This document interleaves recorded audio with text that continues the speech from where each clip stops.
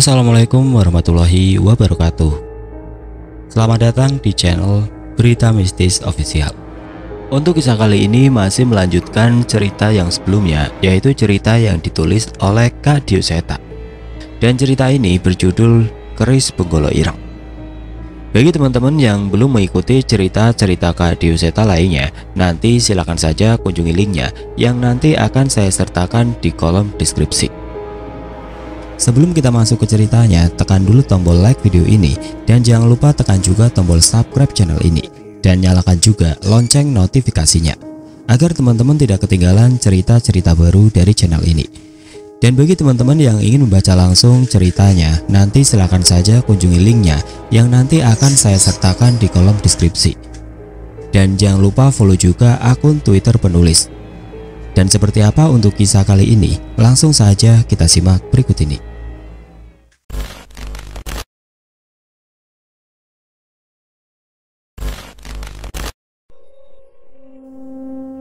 Panggung hiburan desa yang seharusnya menjadi momen menyenangkan berubah menjadi neraka. Ternyata sosok Indira memang diincar oleh seorang sosok nenek yang selama ini menunjukkan diri pada Indira. Suara gending gamelan sudah mulai terdengar sampai ke rumah Mbok Nasri. Tepat saat warga selesai menunaikan sholat Isya, mereka terlihat berbondong-bondong berjalan ke arah lapangan belakang desa sambil menghampiri dan mengajak tetangga-tetangganya. "Mbok, sudah mau mulai loh," teriak salah seorang warga yang kebetulan melewati rumah ini. "Engge yuk, duluan saja," teriak Mbok dari dalam rumah menjawab ajakan dari tetangganya itu. "Ya sudah, saya duluan, saya tunggu di sana ya," balas ibu itu. Aku pun segera bersiap-siap merapikan baju yang aku kenakan. Baju seadanya yang ada diberikan oleh Mbok Nasri, namun cukup pas di badanku. Sudah lama tidak ada yang bikin panggung di desa ini. Mungkin karena banyak yang gagal panen juga, cerita Mbok sepanjang perjalanan. "Nah, kalau yang ini yang ngadain siapa, Mbok?" tanyaku. "Dari perangkat desa, kalau tidak ada warga yang nanggap. Biasa dari desa yang ngadain, biar ada hiburan untuk warga," cerita Mbok. Di tempatku hiburan seperti ini sudah jarang. Sekalipun ada, yang datang paling hanya pasar malam. Namun pertunjukan yang bisa ditonton gratis oleh warga sepertinya sudah lama sekali. Semakin mendekat ke arah lapangan, semakin keras suara alunan musik yang aku dengar. Saat sampai di sana, aku tertarik dengan beberapa warga yang sudah siap lebih dulu sambil menggelar meja dan jajanan anak-anak untuk meramaikan acara ini. "Wah, banyak jajanan juga ya, Mbok. Jadi kangen waktu Indira masih kecil," ucapku yang jadi sangat semangat saat melihat suasana di tempat ini. Seorang bapak tua memarkirkan sepedanya dengan memajang permen di sebuah batang yang dibetungnya sendiri dengan gula dan pemanas di sepedanya. Tukang bakso yang tadi pagi kulihat berjualan berkeliling di desa, kini memarkirkan gerobaknya di sebelah penjual mainan bambu yang dikerubuti oleh anak-anak. "Ini, Mbok ada uang, sana jajan," ucap Mbok yang memberikan selembar uang padaku, layaknya memberi uang jajan kepada anaknya. "Aduh Mbok, nggak usah," balasku. "Sudah nggak apa-apa, nggak lengkap kalau kesini tapi nggak jajan," ucapnya dengan sumringah. "Makasih ya Mbok." Aku segera menerima uang 10 ribuan yang diberikan oleh si Mbok dan segera memilih-milih jajanan yang dari tadi membuatku ingin mencoba satu persatu. Aku memulai dengan menuju ke seorang bapak penjual bakso tusuk yang dari tadi aroma hangat dari pancinya memanggilku untuk menghampirinya. "Pak, ngantri 10 tusuk ya," ucapku yang ikut berkerumun dengan beberapa anak kecil yang sudah mengantri lebih dulu. "Engge Mbak, ditunggu sebentar ya," balasnya yang dengan sigap segera memenuhi permintaan para penggemarnya yang berebutan menyerahkan uang untuk membeli dagangannya. Tidak butuh waktu lama untukku mendapatkan giliranku. Aku segera kembali menghampiri Mbok yang sempat beberapa kali mengobrol dengan warga. Namun sebelum kembali sampai ke Simbok, aku tersadar dengan keberadaan seorang anak kecil yang mengenakan sarung yang kemarin sempat berpapasan denganku, sedang berebutan jajan bersama anak-anak yang lebih kecil darinya. Aku dan Mbok memilih duduk di tikar tepat di depan panggung bersama beberapa warga yang beberapa kali melemparkan senyum pada kami. Tepat saat suara gong terdengar, warga segera memenuhi tikar di sekitarku. Wajah Simbok sudah tidak sabar menantikan acara apa yang akan disajikan di panggung di hadapan kami. Walaupun saat ini suasana terlihat meriah, tetap saja sesuatu seperti merasa menusuk jantungku sesekali saat teringat apa yang terjadi dengan orang tua dan Mbak Yuku. Suara kidung gamelan mengalun mengantarkan sebuah cerita yang dibacakan oleh seorang dalang yang menjadi narator dalam pertunjukan wayang dagelan ini. Walaupun disebut wayang, tapi ceritanya tidak baku seperti cerita pewayangan. Cerita dibuka dengan tingkah laku punakawan yang dipadukan dengan cerita sehari-hari yang berkali-kali membuat penonton terpingkal-pingkal. "Sudah, aku mau pergi saja dari sini. Aku akan pergi mengarungi lautan," ucap tokoh gareng yang membelakangi Petruk sambil membuang muka. "Ojo, jangan Rek," tahan Petruk dengan wajah khawatir. "Kamu tidak bisa menghalangiku. Keputusanku sudah bulat untuk mengarungi lautan," balas gareng lagi yang berbalik membelakangi Petruk ke sisi lainnya. Enggak gitu. Masalahnya, setauku mengarungi lautan itu mustahil. Yang aku tahu, karung lebih cocok buat ngarungin beras, jawab tokoh Petruk yang diiringi dengan suara musik dan simbal yang memecah tawa seluruh penonton di lapangan ini. Simbo benar-benar tertawa lepas saat itu. Aku pun mulai terlupa dengan masalahku dan mulai bisa menikmati acara ini. Saking serunya, kami semua tidak sadar bahwa waktu sudah mulai mendekati tengah malam. Lakon pengisi acara mengistirahatkan sebentar para pemainnya sebelum nanti kembali melanjutkan acara. Penonton dengan setia menunggu di tengah dinginnya malam karena memang sudah yakin puncak acara akan lebih seru nanti. Tapi entah tanpa ada alasan yang jelas, saat itu aku merasa gelisah, seolah merasakan sesuatu yang aneh. "Arum, kamu pulang saja sama ibu ya." Terdengar suara anak bersarung tadi dari jauh menyuruh pulang teman perempuan seumurannya. Wajahnya terlihat aneh sambil menatap ke atap-atap desa, seolah sesuatu juga membuatnya tidak nyaman. Suara gong terdengar lagi, bertanda acara berikutnya akan dimulai. Kali ini suara gong itu tidak disaut dengan musik lainnya, melainkan diganti dengan sosok bayangan seseorang yang menari dengan aneh di belakang kain putih yang disinari dari belakang. Aku mencium aroma kemenyan yang berasal dari belakang panggung. Saat itu juga suasana berubah menjadi aneh. Warga saling bertanya-tanya, namun rasa penasaran mereka membuat mereka tetap bertahan di tempat itu. Tidak ada yang terjadi, hening, hanya suara warga yang berbisik-bisik yang terdengar. Namun, sosok wanita di belakang kain putih itu tetap menari dengan aneh dan semakin aneh. Beberapa warga mulai merasa tidak nyaman. Aku pun mulai merasakan bahwa ada yang tidak beres. Seorang warga mencoba mendekat, mencari tahu apa yang terjadi di belakang panggung. Sialnya, sebelum warga itu mendekat, sebuah benda terlempar dari atas kain putih ke tengah-tengah warga. Warga yang kejatuhan benda itu tiba-tiba berteriak dengan histeris seperti kesetanan. Kepala, itu kepala orang!" teriak seorang ibu yang seketika ketakutan, disusul dengan warga di sekitarnya yang ikutan panik. Tidak lama kemudian sebuah kepala kembali terlempar dari balik kain.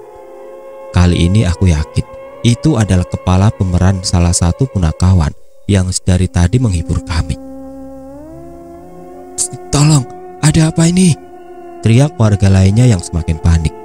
Saat itu juga kain putih di panggung tersibak dan terlihat seluruh pengisi acara, pemain musik, dan dalang narator sudah mati bersimbah darah.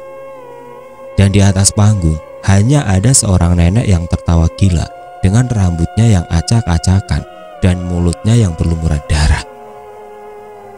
"Nenek gila, apa yang kamu lakukan?"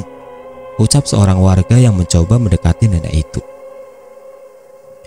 Namun orang itu mendadak terhenti. Sesuatu seperti mengangkat tubuhnya tinggi-tinggi dan membantingnya ke tanah. "Hei ya." Suara itu terdengar dari nenek itu yang masih menari-nari sambil tertawa di panggung di atas mayat-mayat para pengisi pentas. Warga berlarian meninggalkan lapangan. Aku yang sebelumnya memeluk Simbo segera menariknya untuk segera pergi kembali ke rumah. Walaupun aku tidak tahu apakah kami bisa aman di rumah. Saat meninggalkan lapangan, seluruh warga menjerit ketakutan dengan histeris.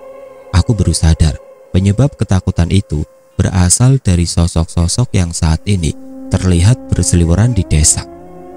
Desa Wadirejo, desa yang sejak tadi pagi dipenuhi dengan hiruk-pikuk warga desa, kini berubah 180 derajat. Setiap jalan-jalan di desa dipenuhi oleh makhluk-makhluk buruk rupa yang berketayangan. Mulai dari sosok pocong yang menatap kami dari atap-atap desa, kuntilanak yang memainkan kursi goyang di teras rumah, hingga roh-roh dengan wajah yang tidak berbentuk berseliweran di jalan. "Dok, ada apa ini, Dok?" ucap Simbo yang takutan. Aku tidak mampu menjawab apa-apa dan hanya bisa memeluk Simbo dan berjaga agar tetap dekat dengan warga lain. "Butuh lebih dari 100 nyawa untuk kebangkitan Doro." Terdengar suara nenek yang berjalan tertatih menghampiri warga desa dari belakang. Pemandangan saat itu terlalu mengerikan. Di hadapan kami berkumpul berbagai macam demit yang menguasai desa, dan di belakang kami datang seorang nenek gila yang kuduga adalah biang dari semua ini. Tunggu, nenek itu. Aku menyipitkan mataku dan mulai mengenali bahwa nenek itu adalah nenek yang terlihat saat aku sakit kemarin dan yang muncul di kamar mandi. Tidak, ternyata itu bukan halusinasiku. Gumamku dengan wajah yang semakin pucat. Tubuhku lemas. Aku tidak tahu apa yang harus kami perbuat. Sampai tiba-tiba terdengar suara anak laki-laki yang berteriak. "Kesini, desa sebelah aman," ucap anak laki-laki bersarung yang melemparkan berbagai macam benda ke tanah bersama seorang anak perempuan. Entah apa yang dilakukan, namun jalanan yang dilempari benda oleh mereka tidak didekati oleh roh di sekitar desa. Kami semua berlari mengikuti arahnya. Samar-samar, aku melihat bibir anak itu terus membaca doa-doa yang aku tahu adalah doa untuk menenangkan roh yang sudah meninggal. Terlihat raut muka takut di wajahnya, namun dia tetap memaksakan diri untuk memandu kami. Belum sempat meninggalkan desa, tiba-tiba aku dan Simbo yang berjalan dengan lambat dihadang oleh nenek tua gila itu yang tiba-tiba ada di hadapanku. "Cahayu, ayo ikut Eyang. Doro pasti senang ketemu kamu," ucap nenek setan itu yang berjalan mendekatiku dengan tangan di belakang bersama berbagai makhluk yang mengikuti dirinya. "Jangan ganggu Indira," teriak Simbo yang mencoba mengusir nenek itu sambil melempar batu atau apapun yang ia temui. Aku menahan Simbo dan terus mengajaknya untuk kabur, namun terlambat. Sepertinya nenek itu sudah mengincar diriku. Mbak, kesini, lari," ucap bocah tadi yang terus melemparkan benda seperti garam dan beberapa kunir yang segera dijauhi setan-setan di sekitarnya. Aku tidak mampu berpikir apa-apa lagi. Bila memang makhluk ini mengincarku, setidaknya bocah itu bisa menolong Simbo agar selamat. "Dek, maksud saya Mas, tolong bawa Simbo," teriakku sekeras mungkin dan segera berlari ke arah berlawanan dari Simbo dan jalan yang dibuat bocah itu. Benar saja, seluruh makhluk yang dari tadi mengerubungi desa segera menatap ke arahku dan bersiap mengejarku. Aku berlari dan terus berlari. Tidak mungkin aku berlari ke arah desa sebelah bila ternyata makhluk-makhluk ini mengincarku.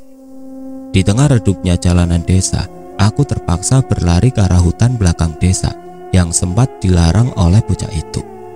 Tidak ada pilihan lain saat itu.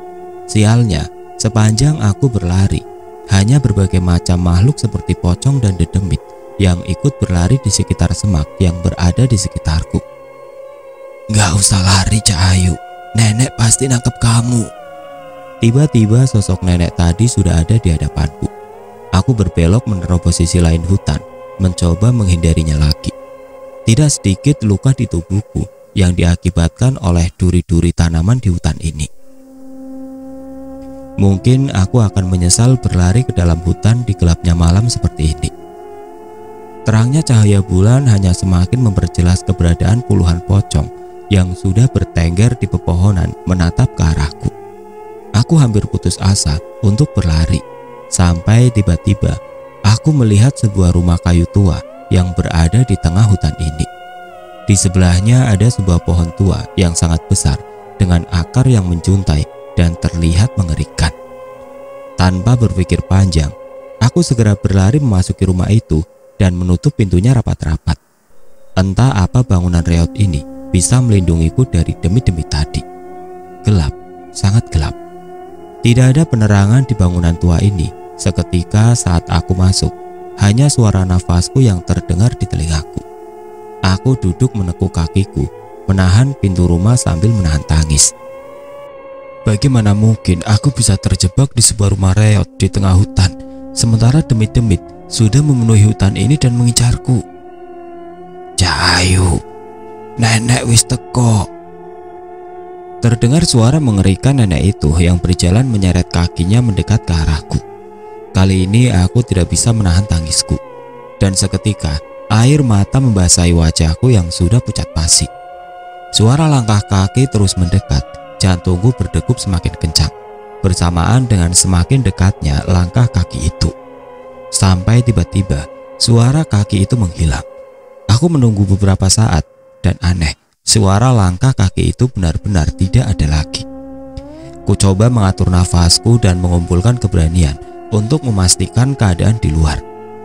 Aku berdiri dan mendekat ke arah jendela kayu yang memiliki celah-celah kecil untuk mengintip. Saat ini, rasa takutku sama sekali belum hilang hingga aku harus memaksa kakiku yang masih gemetar untuk berdiri mengintip dari lubang itu. "Nenek sudah sampai."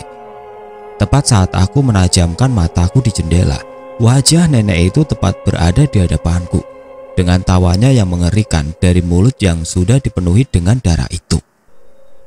Sontak aku terjatuh ke belakang dan sekuat tenaga merangkak melarikan diri ke belakang rumah. Berkali-kali aku terjatuh, tidak mampu menahan lemahnya kakiku, sampai tiba-tiba aku seperti menabrak sesuatu yang mendekat dari arah belakang rumah. Terlalu gelap, aku tidak dapat memastikan apa atau siapa yang kutabrak barusan. Hingga tiba-tiba nyala api kecil menyulut ke sebuah lampu minyak yang dibawa oleh seseorang yang kutabrak tadi. "Ngapain kamu di sini?" Seorang nenek. Itu ucapan seorang nenek. Tapi aku memastikan nenek itu bukan nenek yang tadi mengejarku. Ia sudah sangat bungkuk. Wajahnya terlihat sangat tua, namun setidaknya pakaian dan tubuhnya masih terawat. "Sudah, ayo kita keluar," ucap nenek itu. "Nek, ada setan di luar, ada nenek tua juga di luar. Dia sudah membunuh beberapa orang," ucapku memperingatkan. Nenek itu tidak menggubris dan terus berjalan ke arah pintu rumahnya dengan membawa sebuah lampu minyak yang menggantung di tangannya. Tepat saat nenek itu membuka pintu, sosok nenek yang dari tadi mengejarku sudah berdiri tepat di depan pintu dengan wajah yang mengerikan. Aku ingin memperingatkan nenek yang membawa lampu tadi, namun aku sendiri terlalu takut, bahkan hanya isak tangis saja yang keluar dari mulutku. Tapi yang terjadi benar-benar di luar perkiraanku. Sosok nenek bungkuk yang mengajakku keluar tadi tiba-tiba menendang nenek setan itu hingga terpental dan memuntahkan darah dari mulutnya. Seketika aku tercengang. Siapa nenek ini? Pikirku. Melihat nenek tadi terkapar di tanah, seluruh demit yang memenuhi hutan terlihat gentar. Aku pun memberanikan diri untuk mendekat ke pintu keluar. Kamu Nyai Jambrong, ucap nenek setan itu yang tiba-tiba terlihat panik. Dukun goblok, kalau kamu sudah tahu, cepat pergi. Jangan berani-berani mendekati rumahku, ucap sosok nenek yang disebut dengan nama Nyai Jambrong itu. Bukan, saya tidak bermaksud mengganggu Nyai. Hanya wanita itu, kami ingin wanita itu, ucap nenek itu. Aku tidak peduli, pergi, ucap Nyai Jambrong dengan wajah penuh kekesalan. Namun bukannya pergi, nenek itu malah berdiri seolah bersiap menghadapi Nyai Jambrong. Tidak bisa, anak itu sudah disumpah untuk menjadi wadah keris Benggolo Ireng. Sudah saatnya keris Ndoro Agung Sanggokolo bangkit, ancam nenek demit itu. Nyai Jambrong tidak bergeming. Ia terus menatap nenek itu dengan tatapan penuh ancaman. Apa kamu pernah mendengar Nyai Jambrong takut dengan orang lain? Ucap Nyai Jambrong dengan sombongnya. Jangan sombong, kesaktianmu tidak akan cukup melawan Doro, ancam nenek itu lagi. Memang tidak akan cukup, tapi kalau hanya untuk memisahkan kepalamu dari tubuhmu, aku tidak butuh waktu lama. Seketika ucapan Nyai Jambrong membuat wajah nenek itu menjadi pucat. Tawa sombongnya yang dari tadi meneror warga desa seketika menghilang. Urusan kita belum selesai. Jangan coba-coba melindungi wanita itu. Semua selir Ndoro diutus untuk mengambil jantung wanita itu dan seluruh keluarganya. Tepat sesudah menyampaikan ancaman itu, nenek itu mundur dan setengah berlari, seolah ketakutan dengan sosok yang dipanggil Nyai Jambrong ini. Nyai, terima kasih, ucapku yang mulai merasa tenang. Tidak usah bilang apa-apa, aku tidak menolongmu. Lambat laun, kamu pasti mati. Masalahmu terlalu besar, aku tidak bisa berbuat lebih jauh dari ini, ucap Nyai Jambrong yang segera menutup pintu dari luar dan berjalan meninggalkan rumah di bawah pohon besar itu. Nyai tahu apa yang terjadi dengan saya? Apa saya tidak ada harapan untuk bisa selamat? Tanyaku yang mengejar Nyai Jambrong yang sepertinya bergegas menuju desa. Saya tidak tahu, keturunanmu sudah mengikat sumpah dengan sosok yang mengerikan.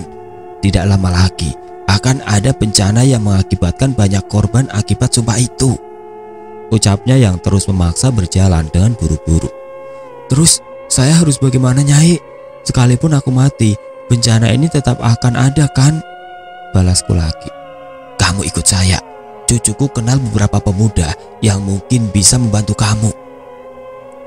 Seseorang pemegang keris pusaka dan seseorang yang dipercayakan roh kerap pelindung hutan Wanamarta, ucapnya.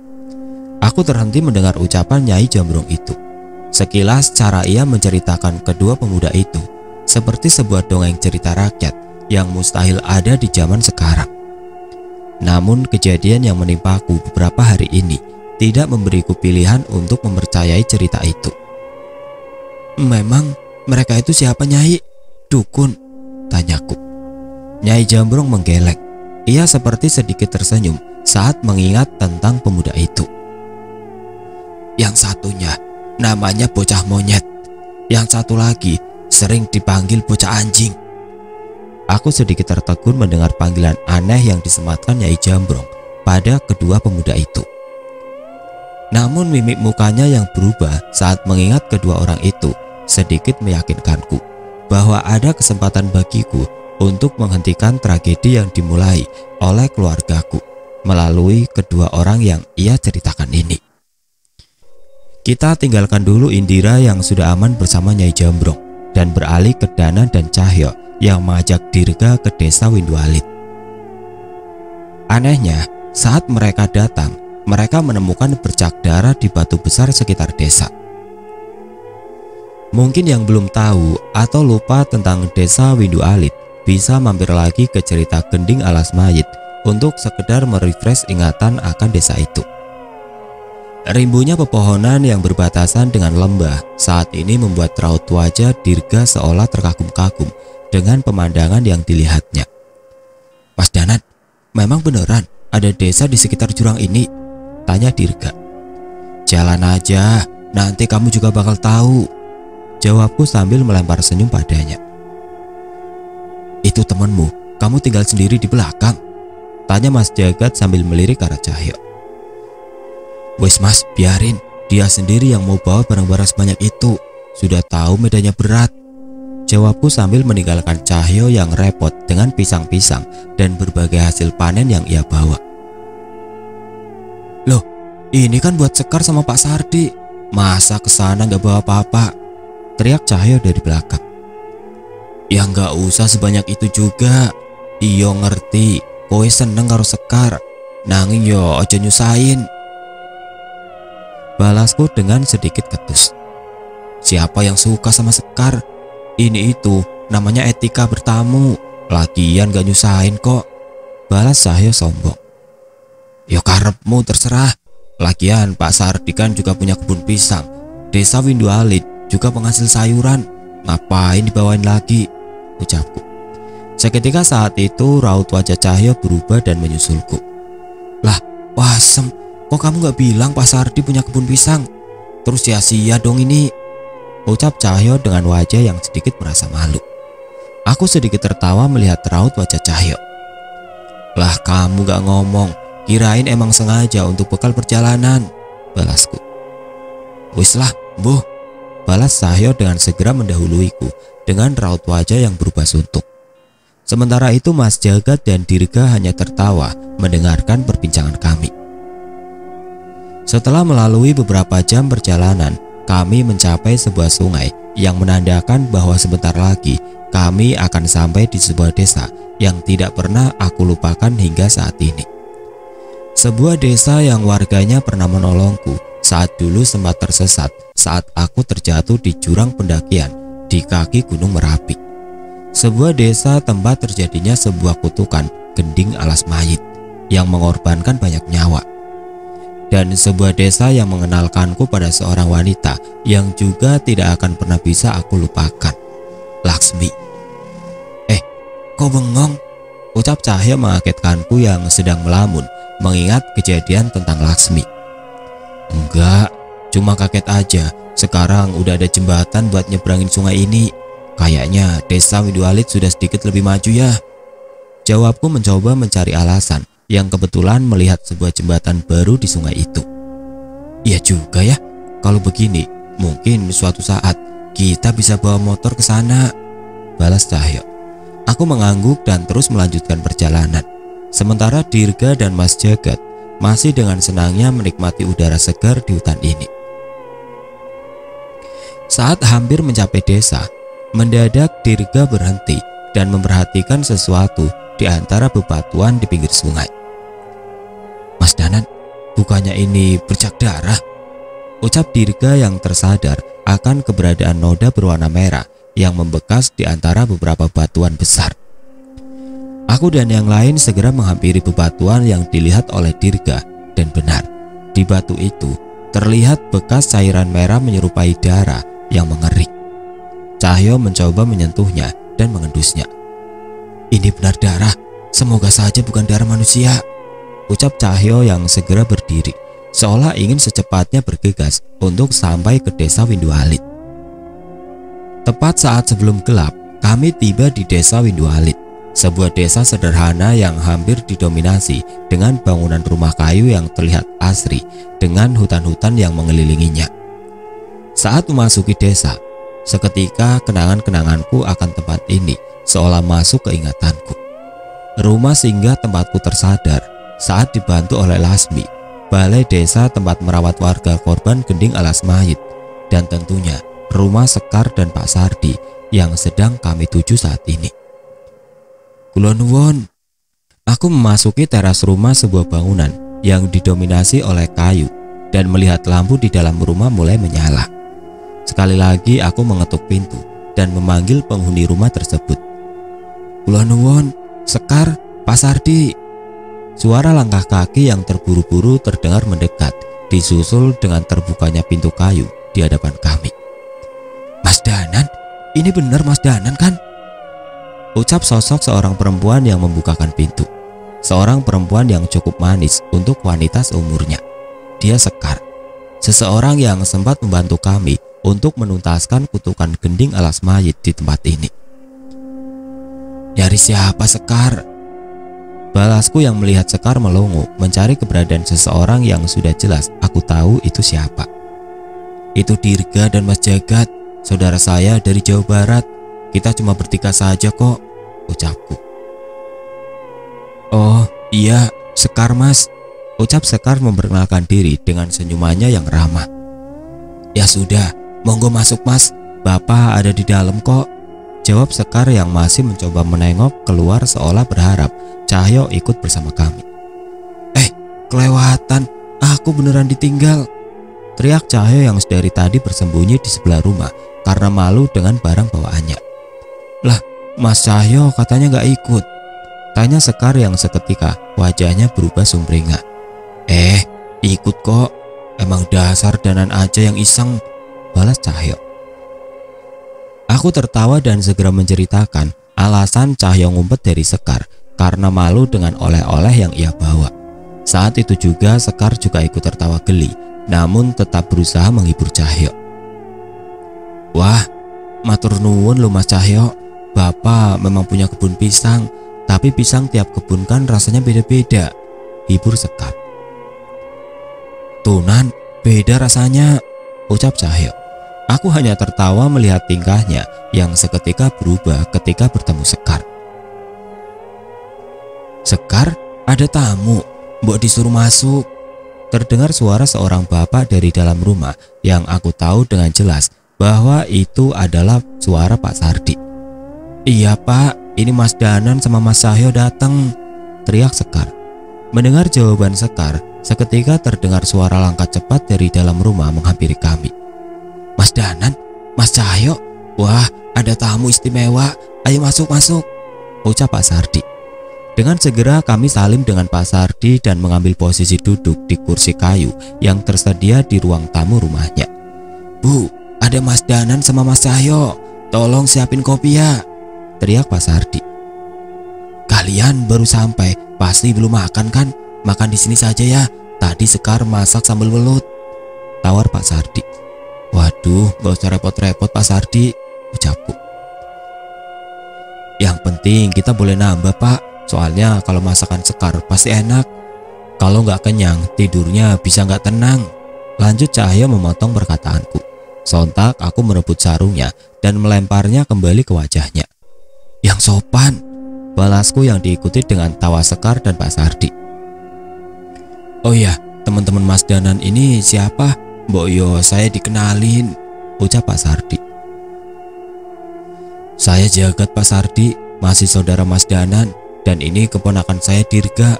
Mohon maaf ya Pak, numpang ngerepotin. Mas Jagat berinisiatif memperkenalkan diri setelah perkenalan singkat dengan Sekar di depan tadi. Nggak apa-apa, kami malah seneng Mas Danan dan Mas Cahyo mampir ke desa ini lagi, apalagi ngajak teman-temannya. Tapi ya mohon maaf, di sini seadanya. Maklum akses desa ini ke kota agak jauh, ucap Pak Sardi. Kami yang terima kasih Pak Sardi, Mbak Sekar, sudah disambut begini, lanjut Dirga yang ingin ikut di percakapan kami. Beberapa gelas kopi disajikan kepada kami bersama berbagai macam gorengan yang membuat kami leluasa memulai perbincangan kecil.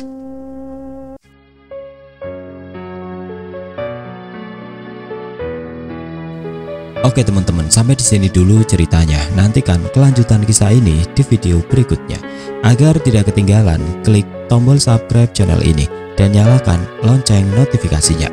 Wassalamualaikum warahmatullahi wabarakatuh.